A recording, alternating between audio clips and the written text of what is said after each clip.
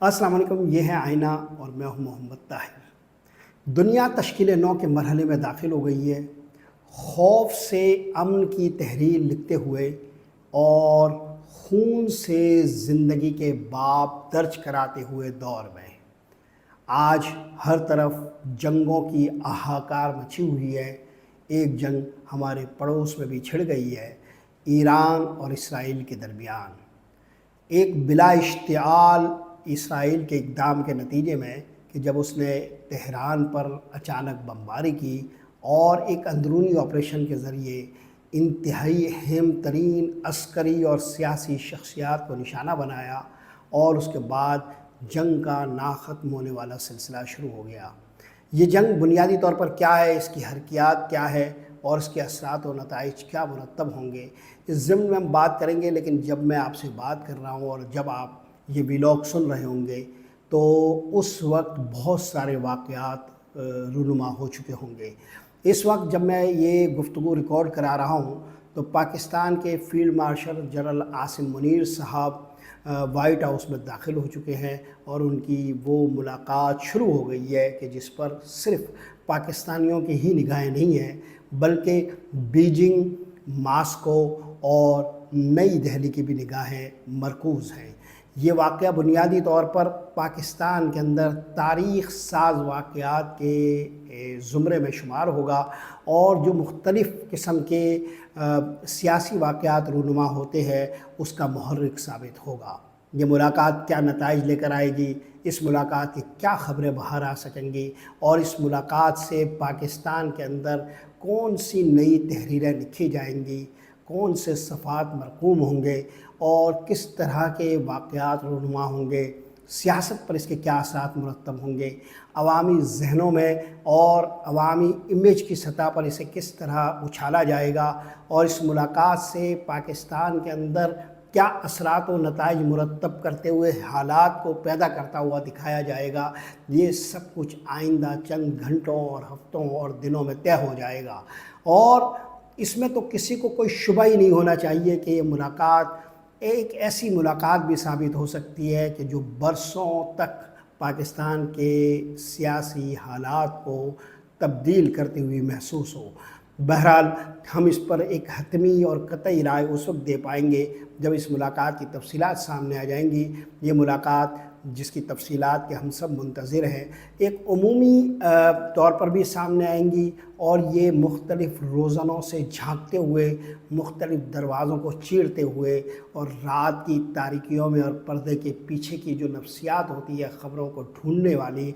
उसके ज़रिए से भी बाहर आएंगी। जब ये ख़बरें बाहर आएंगी तो इस पर ज़्यादा बेहतर तरीके से बात हो सकेगी। इस वक्त जब हम ये गुफ्तगू कर रहे हैं तो अमरीकी सदर डोनाल्ड ट्रंप के आसपास मुख्तलिफ़ किस्म का माहौल रचा बसा हुआ है। एक तरफ वो लॉबी हरकत में है जो इसराइल की हिमायत में डोनाल्ड ट्रंप को आमादा पेकार कर रही है ईरान के ख़िलाफ़, और एक दूसरी लॉबी भी हरकत में है जो मागा के नारे के ज़रिए दरअसल अमेरिका को ग्रेट बनाने की कोशिशों में मसरूफ़ हैं और वो मुख्तलिफ़ दुनिया भर के वाक़यात की ताबीर व तफसीर, तशरीह व तौजीह दरअसल इन मानों में करती हैं कि अमेरिका को दोबारा से एक अजीम मुल्क बनाने के लिए हमें क्या इक़दाम लेने चाहिए। ये वो लॉबी है जो जंगों में अमेरिका को नहीं देखना चाहती, जो माशी तौर पर ख़ुद को मजबूत देखना चाहती है और जो अमेरिका के सियासी किरदार को दुनिया भर में मनवाना चाहती है, न कि अस्करी किरदार को। तो ये वो लॉबी है जो इस वक्त अमेरिकी मीडिया के ज़रिए और दीगर हवालों से डोनाल्ड ट्रंप पर अपने असरात छोड़ रही है।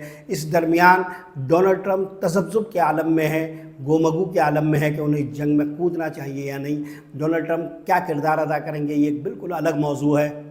इसको हम अलग तौर पर ज़ेर बहस लाएंगे। इस वक्त हम चलते हैं जंग के उस माहौल की तरफ जो बुनियादी हमारा आज के व्लॉग का मौजू है। 11वीं लहर है जो तेहरान ने बर्पा की है इसराइल की फ़ज़ाओं में। यानी इस वक्त जब मैं आपसे गुफ्तगू कर रहा हूँ तो तेहरान से इसराइल के ख़िलाफ़ बमबारी का 11वां दौर शुरू हुआ है और जंग के इस मरहले पर तेहरान ये दावा कर रहा है कि तल अवीव की फ़ज़ाओं पे हमारा कंट्रोल है। कमोबेश यही अल्फाज इज़राइल बोलता है जब वो बमबारी कर रहा होता है तेहरान में, और वो ये कहता है کہ تہران کی فضاؤں میں بنیادی طور پر ہمارا کنٹرول ہے، ادھر اسرائیل یہ کہتا ہے کہ تہران سے عوام نکل جائیں، ادھر ایران یہ کہتا ہے کہ تل ابیب سے اور حیفا سے عوام نکل جائیں، یہاں ہمارا کنٹرول ہے۔ ان نعروں کے بیچ، ان دعووں کے بیچ کچھ حقائق ہیں جو ہمیں ٹوٹی ہوئی عمارتوں اور زخمی لوگوں کو درمیان نظر آتے ہیں۔ کیا تہران اس وقت ایک ایسی قوت کے طور پر کتنے عرصے تک زندگی گزار سکے گا جس میں وہ مزاحم و اسرائیل کے خلاف، جبکہ اس کو پس پردہ دنیا بھر کی حمایت حاصل ہے، اور دوسری طرف اسرائیل اس جنگ کو کتنا طویل بنا سکتا ہے اور اس کے نتائج کیا مرتب ہوں گے خود اسرائیل پر اور خود اسرائیل کے خلاف۔ یہ وہ سوالات ہیں جو عالمی میڈیا میں ہر کوئی پوچھ رہا ہے، لیکن دو بنیادی سوالات ہیں جو اس وقت بھی، کہ جب جنگ اپنے 8ویں روز میں داخل ہو گئی ہے اور اس وقت شدید ترین دونوں طرف سے میزائلوں کی بارش ہو رہی ہے، اور یہ گفتگو ہو رہی ہے کہ اگلی تہران کی حکمت عملی کیا ہوگی اور اسرائیل کی حکمت عملی کیا ہوگی۔ دو بنیادی سوالات اب بھی برقرار ہے جو جنگ کے شروع ہوتے ہی پیدا ہوئے تھے اور جو جنگ کے 8ویں روز بھی ٹھیک اسی طرح موجود ہیں۔ پہلا سوال تو یہ ہے کہ جنگ کا ہدف کیا ہے۔ یہ جو جنگ اسرائیل اور ایران کے درمیان ہے وہ بنیادی طور پر اپنے کیا اہداف رکھتی ہے، اور دوسرا سوال یہ ہے کہ اس جنگ کی حد بندی کیا ہوگی، یعنی یہ جنگ کتنے کنارے رکھتی ہے، کہاں تک پھیل سکتی ہے، جہاں ہے وہیں رہے گی یا اس کے کنارے پھیلتے چلے جائیں گے، یہ پورے مشرق وسطیٰ کو اپنی لپیٹ میں لے لے گی، مختلف ملکوں کو اپنی لپیٹ میں لے لے گی، یا اس جنگ کی نوعیت جو ہمیں ابھی اس وقت دکھائی دے رہی ہے اسی کے درمیان سے کوئی نتیجہ نکال پائے گی۔ یہ وہ دو بنیادی سوال ہیں جو اس کے آغاز کے وقت بھی موجود تھے اور آج بھی موجود ہیں۔ جنگ کا بنیادی ہدف کیا ہے یا جنگ کے بنیادی اہداف کیا ہے، اس ذیل میں اگر ہم دیکھیں تو خود نتن یاہو نے، اسرائیلی وزیر اعظم نے اب تک جو باتیں کی ہے اس میں سے آپ دو نکات اخذ کر سکتے ہیں۔ ایک بات تو وہ یہ کہہ رہے ہیں کہ ایران کو ایٹمی ہتھیار بنانے سے روکنا ہے، جو کہ وہ بنانے کے بالکل قریب ہے۔ اس کے ساتھ ہی اس نے جنگ کے چوتھے روز ایک اور جگالی بھی شروع کی، اور وہ یہ کہ ایران سے رجیم چینج ہونا چاہیے۔ ایران میں رجیم چینج کو اس نے اپنا ایک ہدف قرار دیا، اور ایک موقع پر اس نے ایران کے رہبر آیت اللہ علی خامنئی کو جو ہے وہ مارنے کا ہدف بھی بنایا، اور یہ منصوبہ خود اسرائیل سے اور عالمی ذرائع ابلاغ سے جو ہمیں پتہ چلتا ہے وہ یہ کہ ٹرمپ کی میز تک بھی پہنچا، اور امریکہ سے جو ہمیں بنیادی طور پر خبریں مل رہی ہے اس میں ٹرمپ نے اس منصوبے کو ویٹو کیا۔ کیا یہ بات درست ہے یا نہیں، اس پر ہم بات کریں گے، لیکن جو یہ دو اہداف ہے بنیادی طور پر جو نتن یاہو کے کنج لب سے پھوٹے ہیں، جو نتن یاہو کی خونی زبان سے ٹپکے ہیں، اور جو بار بار وہ یہ کہہ رہا ہے کہ ہر صورت میں ایران کو ایٹمی ہتھیار بنانے سے روکنا ہمارا مقصود ہے، اور دوسرا یہ کہ ایران کے لوگ اٹھ کھڑے ہوں اور اس رجیم کا خاتمہ کر دیں، یا وہ خود اس ہدف کو حاصل کسی طرح کر پائے۔ اگرچہ تمام جنگی ماہرین یہ کہہ رہے ہیں کہ جنگ اسی طرح اگر رہی اور اس میں امریکہ کی مدد نتن یاہو کو حاصل نہیں ہو سکی تو وہ کوئی بھی ہدف حاصل نہیں کر پائے گا، اور اسرائیل مکمل طور پر اس میں ناکام ہوگا۔ اسے ہر صورت جو ہے وہ اپنے الائز کو بڑھانا ہوگا اس جنگ میں عملی طور پر، اور بہر صورت بہر قیمت اسے امریکہ کو اس میں ملوث کرنا پڑے گا۔ میں بعد میں یہ بتاؤں گا کہ نتن یاہو اس کے لیے کتنی کوششیں کر رہا ہے اور کیسے امریکہ پر اور ڈونلڈ ٹرمپ کے گرد اس نے دباؤ ڈالا ہوا ہے کہ وہ کسی طرح اس جنگ میں شامل ہو جائیں۔ بہرحال یہ دو اہداف ہیں۔ اب اگر آپ جنگ کے ان دو اہداف میں ایٹمی منصوبے کے حوالے سے دیکھیں تو یہ جو نتن یاہو کہہ رہا ہے کہ ایران جو ہے وہ ایٹمی ہتھیار بنانے کے قریب ہے، اس طرح کے مختلف قسم کے جو ہے وہ پھلجھڑیاں وہ ہر دور میں چھوڑتا رہا ہے، اور یہ پھلجھڑیاں جو مختلف دور میں وہ اسلامی دنیا کے خلاف امریکہ کو ملوث کرنے کے لیے ہر دور میں استعمال کرتا آیا ہے، اور اس پر اب بہت زیادہ بولنے کی اس لیے بھی ضرورت نہیں ہے کہ خود CNN نے نتن یاہو کے مختلف ادوار کے اس طرح کے مختلف جو منصوبے ہیں اور اس طرح کے جو مختلف دعوے ہیں اس کو بے نقاب کر دیا ہے کہ وہ ہر دور میں ہر اسلامی ملک کے خلاف اس طرح کے دعوے سامنے لے آتا ہے، اور ہر دور میں یہ دعوے ناکام ہوئے ہیں، یہ جھوٹے ثابت ہوئے ہیں اور غلط ثابت ہوئے ہیں عمل کی میزان پر۔ بہت پرانا قصہ تو اب یہ ہو گیا عراق والا معاملہ، جس میں جو وسیع تباہی پھیلانے والے ہتھیاروں کے حوالے سے ایک دعویٰ امریکہ نے کیا تھا، اس کے پیچھے بھی اسی کے ذہن رسا کا کام تھا۔ یہ نتن یاہو نے یہ امریکی لابی کو کنونس کیا تھا اس پر، اور بہرحال برطانیہ اور امریکہ نے یہ عراق کے خلاف یہ پورا محاذ گرم کیا تھا۔ بعد میں یہ کچھ بھی ثابت نہیں ہوا۔ اس زمانے میں مڈل ایسٹ پر بہت گہری نگاہ رکھنے والے رابرٹ فسک کی اگر آپ تحریریں دیکھیں تو اندازہ ہوتا ہے کہ کس طرح نتن یاہو اس پورے کھیل میں ملوث رہا عالم اسلام کے خلاف اور مختلف مشرق وسطیٰ کے ممالک کے خلاف۔ نتن یاہو ایران کے حوالے سے بھی اپنی پرانی روش پر گامزن رہتے ہوئے، اپنے پرانے بیانیے کا تکرار کرتے ہوئے ایران کے متعلق یہ کہہ رہا ہے کہ وہ بالکل ایٹمی ہتھیار بنانے کے قریب ہے۔ اس میں تو کوئی شبہ نہیں ہے کہ ایران نے یورینیم کو افزودہ کرنے کی ایک معتبر صلاحیت حاصل کر لی ہے، اور تقریباً 60% تک وہ یورینیم افزودہ کرتے ہوئے 300 کلو گرام کا ایک ذخیرہ اپنے پاس رکھتا ہے۔ لیکن عسکری اعتبار سے ایک ایٹمی ہتھیار بنانے کے لیے یورینیم کی 90% افزودگی ضروری ہے۔ ماہرین یہ کہتے ہیں کہ جو 60% یورینیم کو افزودہ کرنے کی صلاحیت حاصل کر لیتا ہے، اس کے لیے 60 سے 90% تک پہنچنا کوئی اتنا دور یا طویل فاصلہ نہیں ہوتا۔ یوں ایران 90% کی افزودگی کے قریب پہنچنے کی صلاحیت پوری طرح رکھتا ہے۔ لیکن آپ یہ بھی جانتے ہیں کہ امریکہ نے اوباما کے دور میں 2015 میں ایران کو محدود کرنے کے لیے اس سے ایک جوہری معاہدہ کیا تھا،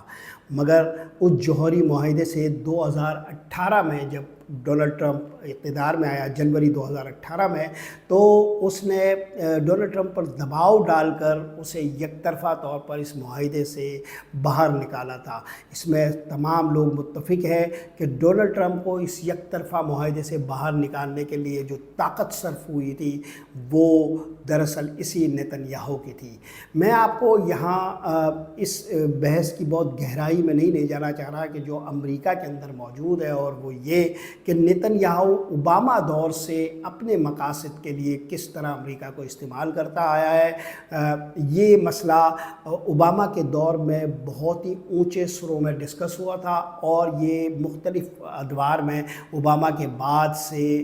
ڈونلڈ ٹرمپ کے آج کے دور تک جو بھی صدور آئے ہیں وہاں زیر بحث رہا ہے، اور اب امریکی میڈیا میں یہ زیادہ تیز لے میں ہمیں سنائی دیتا ہے۔ اس کے سر اب بہت اونچے ہو گئے ہیں، اور اب جو مین اسٹریم میڈیا ہے اس میں بھی یہ بحث ہونے لگی ہے۔ مگر بہرحال اس وقت بھی نتن یاہو اپنے اسی طرز عمل کو برقرار رکھتے ہوئے ایران کے خلاف ایک فضا بنانے میں کامیاب ہے، اور امریکی اسٹیبلشمنٹ پر وہ اب بھی اثر انداز ہو رہا ہے۔ ڈونلڈ ٹرمپ اس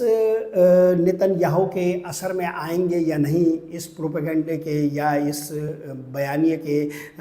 دباؤ میں آ پائیں گے یا نہیں، لیکن میں آپ کو یہ بتاؤں کہ شروع سے ہی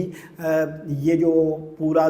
دباؤ ہے اور یہ جو پروپیگنڈا ہے وہ اس لیے باطل ہے، اس لیے غلط ہے، اس لیے جھوٹا ہے کہ خود آیت اللہ علی خامنائی جو رہبر ہے، ایران کے رہبر اعلیٰ ہے، وہ یہ یقین رکھتے ہیں کہ مسلمانوں کو ایٹمی ہتھیار نہیں رکھنا چاہیے۔ آیت اللہ علی خامنائی ایران کے اندر وہ واحد قوت ہے جو ایٹمی ہتھیار رکھنے کے مخالف ہے۔ 9 اکتوبر 2019 کو ایران کے رہبر نے یہ فتویٰ دیا تھا کہ مسلمان قوم کو نہ ہتھیار بنانا چاہیے اور نہ ہی اس کا ذخیرہ کرنے کی ہمیں اسلام اجازت دیتا ہے۔ یہ فتویٰ جو ہے وہ ایران کے سرکاری ٹیلی ویژن سے 9 اکتوبر 2019 کو نشر ہوا، باقاعدہ اس پر گفتگو ہوئی۔ جو لوگ اہل تشیع کے مختلف عقائد سے آگاہ ہے انہیں یہ اندازہ ہے کہ ایران کے سپریم لیڈر کا فتویٰ بنیادی طور پر بائنڈنگ ہوتا ہے۔ یہ اس طرح نہیں ہے کہ آپ چاہیں تو مانیں اور آپ چاہیں تو نہ مانیں، ایک فقہی رائے ہے، آپ اختیار کریں یا نہ کریں۔ دراصل ایران کے سپریم لیڈر کا جو فتویٰ ہے وہ ہر صورت میں قابل عمل ہوتا ہے ان کے ماننے والوں کے نزدیک، لہٰذا جب یہ فتویٰ دیا گیا تو یہ بات تقریباً طے تھی کہ ایران ایک حد سے آگے کبھی تجاوز نہیں کرے گا یورینیم کی افزودگی کے حوالے سے۔ 2019 کا یہ فتویٰ مختلف انداز میں مختلف ادوار میں دہرایا جاتا رہا، مگر اس کے باوجود اس وقت جب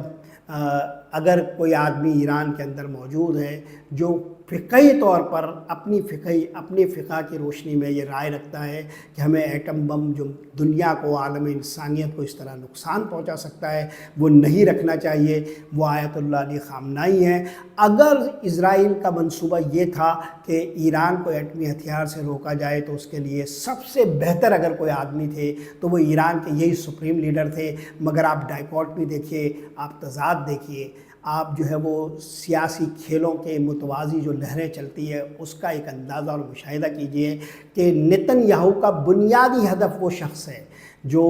بنیادی طور پر اپنی اصل میں ایٹم بم رکھنے کے شدید ترین مخالف ہیں۔ تو گویا جب نتن یاہو یہ منصوبہ، یہ آئیڈیا، یہ پروپیگنڈا اور یہ بیانیہ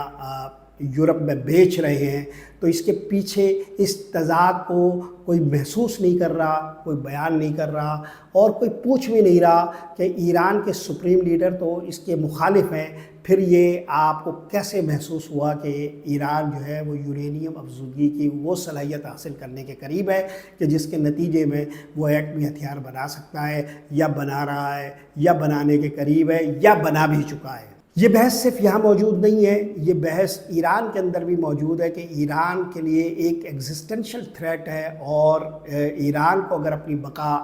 اور تحفظ یقینی بنانا ہے تو اسے ایٹمی ہتھیار ضرور بنانا چاہیے۔ ایران کی فقہ کے اعتبار سے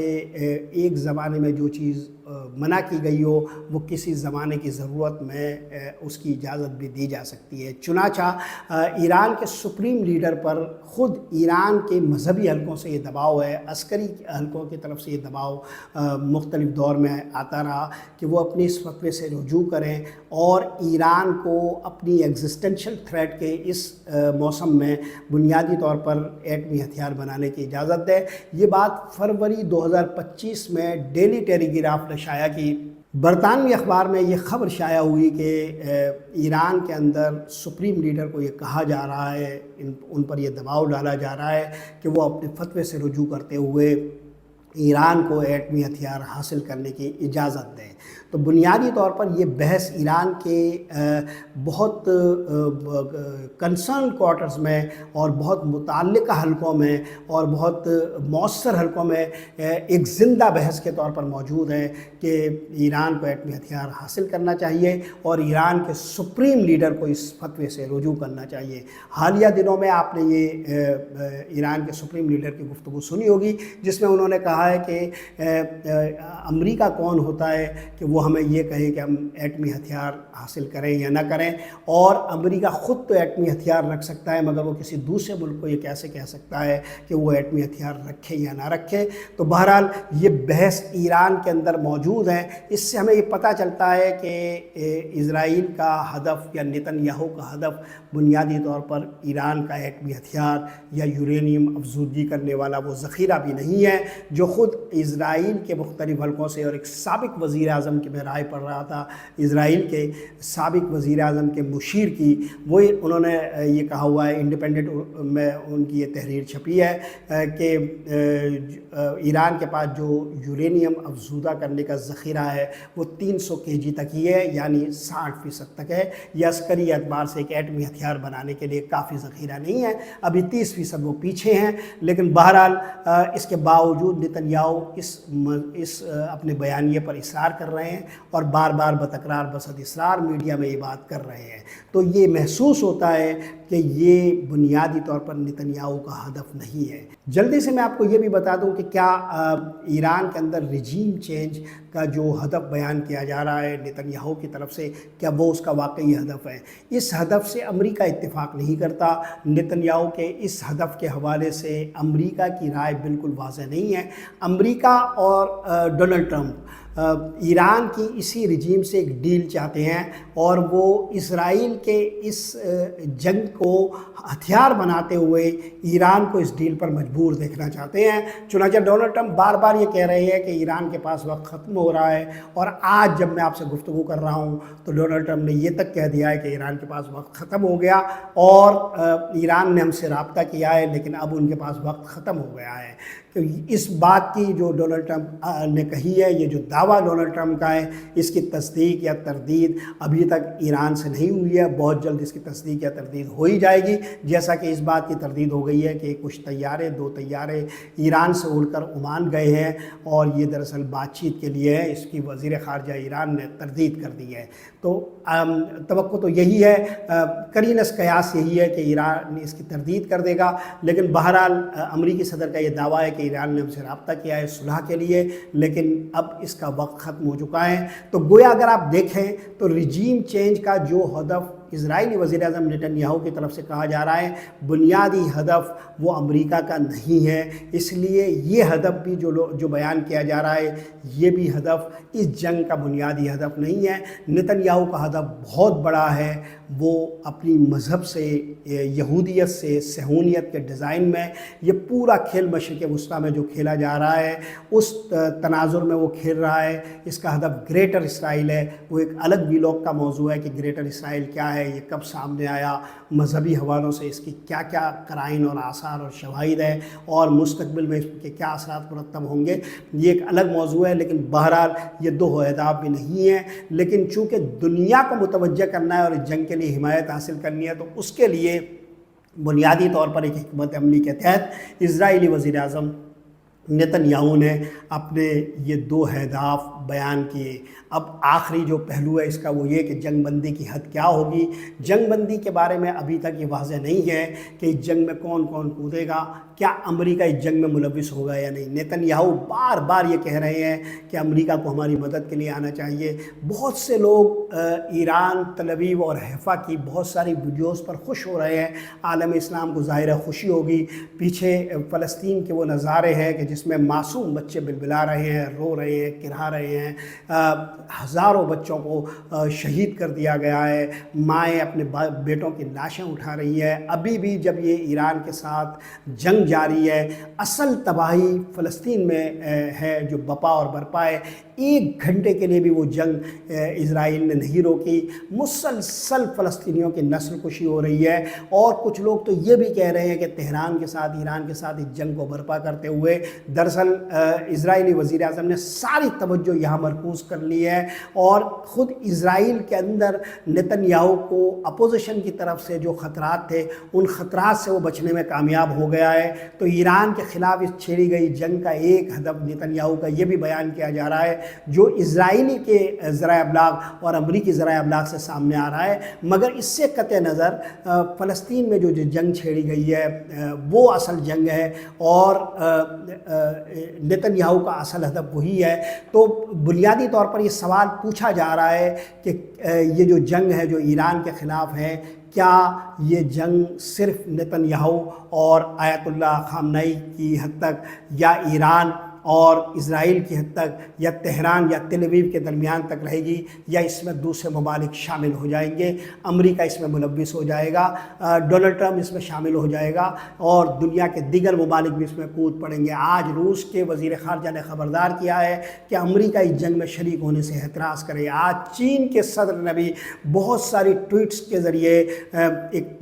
پیغام دینے کی کوشش کی ہے کہ یہ خطرناک ہوگا۔ دنیا بھر میں اس حوالے سے یہ بحث جاری ہے۔ کیا واقعی ڈونلڈ ٹرمپ نیتن یاہو کے اس کھیل میں، اس جال میں آ جائیں گے؟ کیا واقعی نیتن یاہو کے اس رچائے ہوئے، اس بچھائی ہوئی بساط میں کیا ڈونلڈ ٹرمپ تہران پر حملہ آور ہوں گے اور اس کے نتیجے میں ایک بڑی تباہی کو دعوت دیں گے، پورے خطے کو جنگ کی لپیٹ میں لے آئیں گے، اور ڈونلڈ ٹرمپ امریکیوں کے نزدیک کیا مینڈیٹ رکھتے تھے؟ یہ وہ بنیادی سوال ہے جس کو لے کر میں اگلے ویلاگ میں حاضر ہوں گا، اور ہم تفصیل سے اس پر بات کریں گے کہ ڈونلڈ ٹرمپ کیا کرنے والے ہیں۔ آج کے لیے یہی کچھ، محمد طاہر کو اجازت دیجیے، اللہ نگہبان۔